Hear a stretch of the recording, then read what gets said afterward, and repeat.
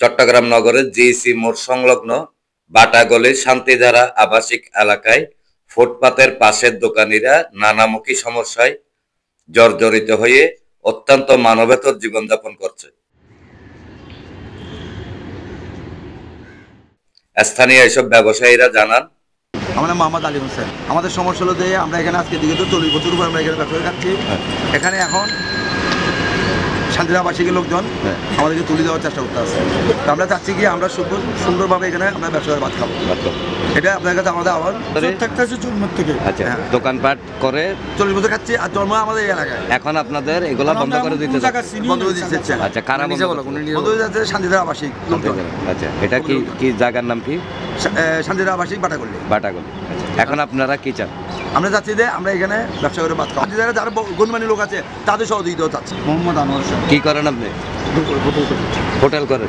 এখন কি হোটেল ব্যবসা বন্ধ? এখন বন্ধ। আচ্ছা, এখন আপনার সমস্যা কি?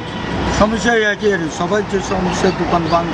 মোহাম্মদ শাহ আলম, বাড়াগুড়ি। দীর্ঘদিন ধরে এই ব্যবসায়ীগুলো ব্যবসা করে আসতেছে প্রায় 40-50 বছর। কিন্তু কিছু আওয়ামী লীগ নামদারি শয়তান এখানে বসবাস করে, এগুলো ওদের উচ্ছেদের অভিযানের নাম দিয়া ওদের ফেরে লাথি মারার চেষ্টা করতেছে। তাই আমি দেশবাসীর দোয়া কামনা করি এবং প্রশাসনের কোনো গরিব মানুষগুলো যেন। আমার নাম মোহাম্মদ রাকিব হোসেন। বাটাগলিতে ছোটোখাটো ব্যবসা করে খাই।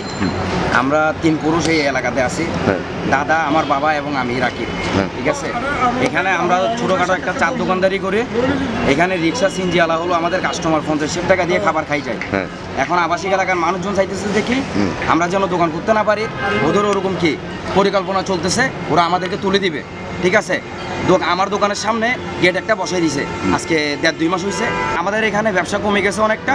রিক্সা সিনজিওয়ালারা আসতে পারে না, এরা জোরপূর্বক রিক্সা সিনজিওয়ালাদেরকে ঢুকতে দিচ্ছে না।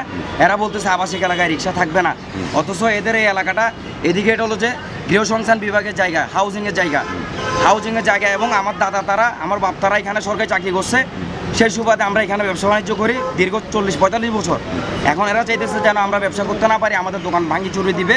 কয়েকদিন বাদে এরা বলে কি আসলে যে দোকানপাট কিছু থেকে কিছু হলে আসলে বলে যে এই আসলে দোকানপাট ভাঙিয়ে দিবে, ছেলেমেলে নিয়ে আসবে। কি চাও? আমি চাইতেছি যে আমরা এখানে আগে একদম স্বৈরাচারভাবে আমরা সুন্দরভাবে কি শৃঙ্খলাভাবে ব্যবসা করছি, সুন্দরভাবে চলা। এখন এইভাবে করতে চাই। এখন আমরা ওইভাবেই চাইতেছি এবং এখানে আমরা 8টা-10টা পরিবার আছে, এই ব্যবসাগুলো দিয়ে আমরা চলে ফিরে খাই। ঠিক আছে, এখন আমাদের পেটে লাথি দিয়ে ওরা দেখতেছে, ওরা চাইতেছে যে ওরা এলাকাটা দিকে ওরা ভালোভাবে থাকার জন্য। ডেস্ক নিউজ, প্রগতি 24 টিভি।